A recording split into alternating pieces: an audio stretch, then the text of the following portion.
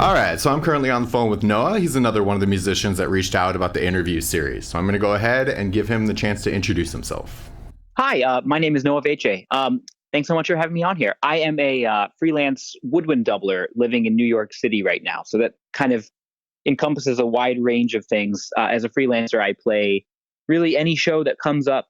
I do a lot of corporate work with touring bands or tribute bands. Right now, I'm with a group called Almost Elton John that does a Billy Joel Piano Man tribute with Elton John. It's based off the concert that they did many years ago. So I play tenor sax and clarinet with them. And mostly, if you're a woodwind doubler, you kind of lend yourself also to theater work as well. It branches out into many, many, many different things. But theater work is a kind of a mainstay for what I do. So that's why I'm in New York. And I also do regional work around there, as well as weddings and really anything that will have me. And woodwind players kind of, like I said, they go through a wide range of different things, different hats you have to put on. So that pretty much sums up everything I do these days. Awesome. I already have a couple questions that we'll get into. With these interviews, I always kind of like to go back to square one and find out, how you first got involved in music and what about it was, inspiring enough for you to want to, be a part of it. For me, I'm in my 30s now, so I was growing up in the 90s. And for me, that was kind of a time when everybody starting to get into all the computer work, IT stuff was becoming, office work was becoming a thing with the internet and everything. Mm-hmm. So for me at the time, I got into music because it was probably, and I'll talk a little more about what I mean by all this, but it was a skill with your hands, and I loved making something. So for me, it was sound. You make sound if you're a musician, obviously. Mm-hmm. But for me, it was something that you had like a skill, and like being a chef or something. You can never take that away from somebody once you know how to cook. And Mm-hmm. for me, that was the attractant to me, as I loved. And I was in sixth grade when I first started, and in sixth, seventh, eighth grade, I was first learning. I loved being part of something that was making something. Even if it didn't sound that good in sixth grade, it was still you're creating music. And I enjoyed that. That was the attractant to me. Sure. And so I would assume with your background in saxophone and clarinet, I believe you said, you were part of the school like band curriculum and all of that. Oh, yeah. Yeah. I was growing up in Atlanta at the time. We all started in sixth grade. I know it changes. I think New York, they start in fourth or fifth with some instruments. But for me, it was sixth grade. Okay. And then did you do that all the way through senior year and then into college as well, or? Yep. I did it through high school. And then I went to school in Atlanta for a saxophone performance major as well in my undergrad. Oh, nice. Very cool. So that entire time that, you were in kind of the institutional learning environment, did you also kind of branch out and work with like other musicians as like in the garage band aspect or like in any other capacity? Oh, yeah. Yeah. Like I said, as the doubler thing, you have to just put on a million different hats because you play all these instruments. And I was at the time still, promoting myself as being available for gigs. So I would get calls to play with little rock bands and really anything. It's hard to even pin it down to one. But I remember doing a lot of bar gigs with Chicago tribute bands, any kind of stuff like that. But you have to do it all. So yes, I was trying to stay as busy as I'm sure every musician wants to be booked all the time. But I was trying my best at the time to also stay busy playing with other people. And of course, this is also the time when I'm learning multiple instruments. So in school, you're generally trying to meet other people who are mostly just better than you at that instrument and playing with them. So I tried to Sure. stick with as many small groups as I could to get experience. That Color My World flute solo I had to work on. That was one of the first things I had to play in public as a flute player. So that took me a minute to figure all that out. And once you do it a couple times, then you do something a million times. By the million and one time, you've got it down. Sure. And so when you were in college, learning performance, how much of that is actually focused on like the performative value of playing the instrument versus like the technical value of it? Well, this I'll create some disparages here. I think that going to school to learn an instrument is not the most valuable thing you can do as a musician. It's very technical, I would say, especially for me. In my case, I went as a classical performance major. Mm-hmm. And that's very much something I think these days that lends itself to a career in the as being a higher education. If you go into a classical performance major, you will mostly learn the technical elements of it that will help you teach it rather than perform, I think. Unless you go to certain schools, obviously there are conservatories, places like Juilliard. Those will help you. They will direct you really more towards the performance opportunities. But where I went to school, I felt like it was mostly gearing me up to become a higher education. Sure. And so to kind of dive into the doubler component of it, why don't you give some detail about what exactly that means? So doubler, I think most musicians could probably say they are some type of doubler. If you do more than one thing in the music industry, I would consider you to be a doubler as well. But for woodwind doublers, it basically means that we play a certain family of instruments. Generally, this kind of involves saxophones, flutes, clarinets, and these days now as well oboes. So what you do when you get a musical theater book is it'll tell you at the top of the book, and this is mostly musical theater. Obviously, this kind of goes through any genre, really. The Elton John thing I mentioned has me playing clarinet parts and multiple saxes. But generally, musical theater is the avenue you'll find most of this popping up in. But when you get a musical theater book, it'll at the very top say something to the effect of, read one, and there may be up to 5 read books. Read one, and it'll list the instruments. So maybe piccolo, flute, soprano sax, alto sax, clarinet, and you are expected to play all those instruments. This is something most people just get thrown into at some point. I mean, in my undergrad, they just handed me a book and, it had flute parts. I'd never played the flute before, but I had to pick it up if I wanted the book and I wanted the money. So I was going to say, what I would say for doublers. How much crossover between the woodwind instruments do you think that there is? When you first start, you think there's a lot. And then as you start to do it more, you start to realize there's really not that much crossover. The instruments are very different and unique. And if you get up to the higher levels where you want to be playing them and making decent money doing it, you have to be able to play them as though it's your own instruments. You can't play the flute like a clarinet player plays. You have to sound like a flutist. Well, and you're competing with people who play only that instrument. And that kind of harkens back to, when these instruments were first created. Instruments themselves were created to produce a certain type of sound. Yeah, and that's how they're written for too. If you have somebody who's orchestrating well or arranging well, they know how to deal with that. Like they won't put your flute parts down in the low register. They'll put them as little sparkly things, and you need to learn how to play technically in the high register. And it's very much, you start to learn that there's some character to each instrument and how to kind of play into that role a little bit better. So it's not really a soloist sort of thing. Unless it is a solo, then it is. But most of the time you are a character in these shows and they just want to hear a clarinet sound, something like that. Sure, absolutely. So while you were, going to college and then also had, your outside, projects that you were involved in, how did you kind of envision where you wanted to go with it once you were out of college? I did not envision where I wanted to go with it. That's the trick, is it's kind of an open-ended thing. I knew I wanted to do something that involved doubling, especially once you do something like that. It's kind of like, well, if I can play these instruments, I want to actually keep playing them because I put so much time and energy into it. So I spent a lot of time trying to research, places where you could do that sort of thing. And that's how I got into corporate work. As soon as I graduated, I also did a cruise ship contract for about a year and a half. So it's about 2 contracts. They're usually about 6-7 months long. And cruise ship work is good for that. It's a good way to get your feet wet. It's a pretty professional environment. They will come on and expect you to play pretty well. And it's a lot of stuff. I mean, you'll get a different fly-on act who comes in. We have, everybody comes in. That's where I met the guy, almost Elton John, who came in. He had a fly-on act, and you play a lot of that stuff. So as far as envisioning it goes, it's hard to say because you'll end up doing everything. And if you're not a jazz player, I promise you'll get a call to play a jazz gig, and you'll really wish that you could play jazz at that point. And you'll learn.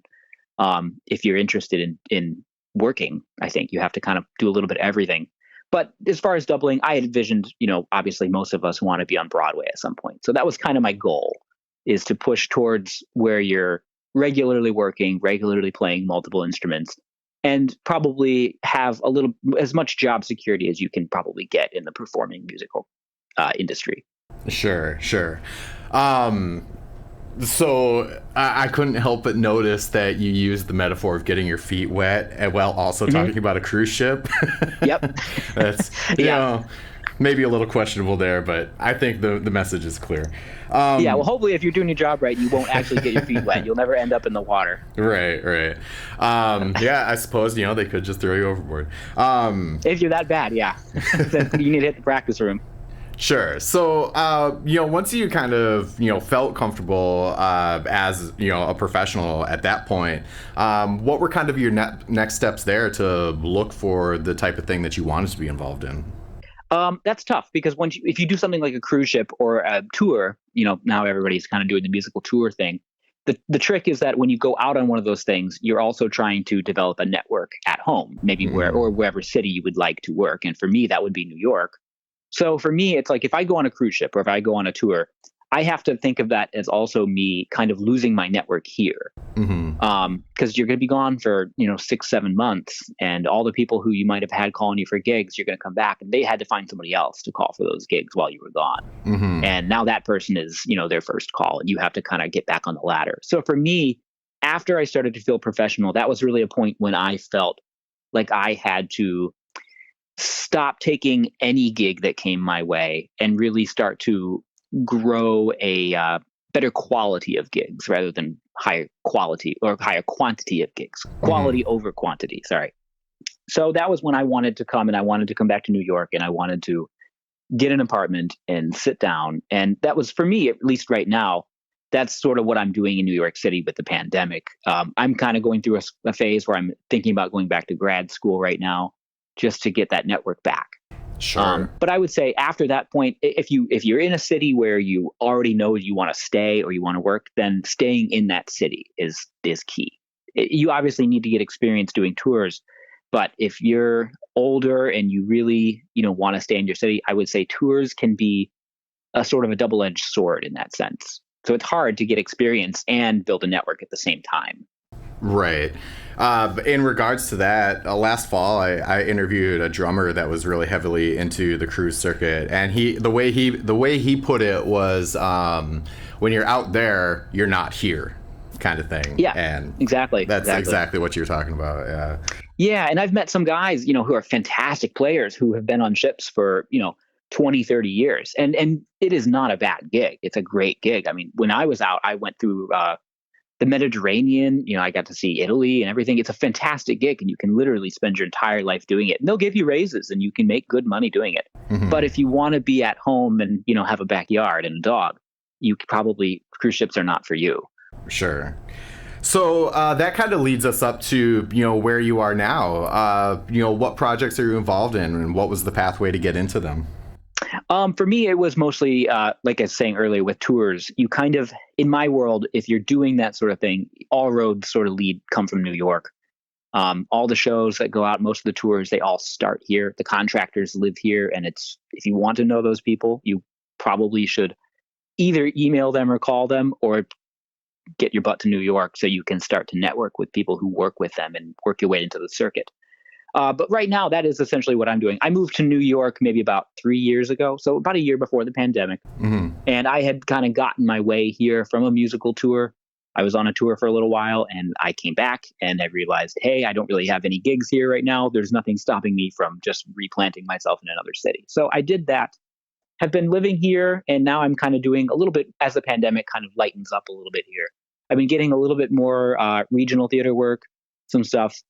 Subbing, the goal is to get on a Broadway subbing chair, which is a whole system in of itself. If you're not familiar with how subbing works on Broadway, it's a little complicated. But essentially, you just want to become friends with somebody who works on a show, and they need 5 people usually to be on their sub list. So if you're one of those 5 people, you can play on Broadway essentially, and you'll get your sort of your intro to that world. And it's very competitive and everything. But the way to do it is just to hang out in the city.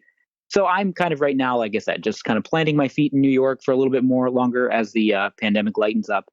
Thinking about going to grad school and doing regional work right now, and weddings and all that. That season's coming up now. It'll start in about April or so. We'll start to see more weddings happening. Awesome. Very cool. What are like some of your favorite memories of the time that you've been in music, whether it was, playing on a cruise ship or any of the shows that you've been a part of? Like what kind of keeps you motivated? Well, for one thing, the travel. I always, as much as I think music is a extremely difficult career to path to go down. It was really cool because at the time after I graduated college, I really got to see some amazing, amazing places in the world. I went to Australia. Like I said, I went to the Mediterranean, saw England, a lot of cool places. I just went to Saudi Arabia about 3 years ago. Was it three, maybe 2 years? I think it was 2019. Yeah, about 3 years ish. And the travel is amazing. And something like that, I always would tell my friends because they would have to go on these study abroad things. And I was like, and they would go to Italy, and I would say, oh, Italy, I got paid to go to Italy. And they would always get really mad at me for that. But stuff like that, I mean, you have to be a good hang, I think. That's Mhm.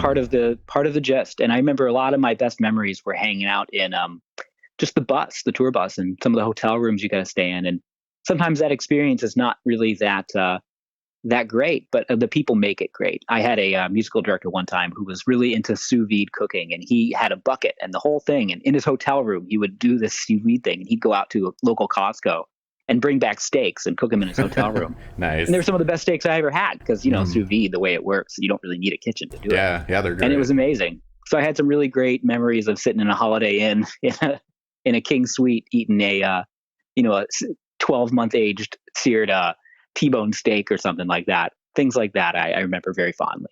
Very cool. So where can people check you out or follow you on social media and see what you're up to?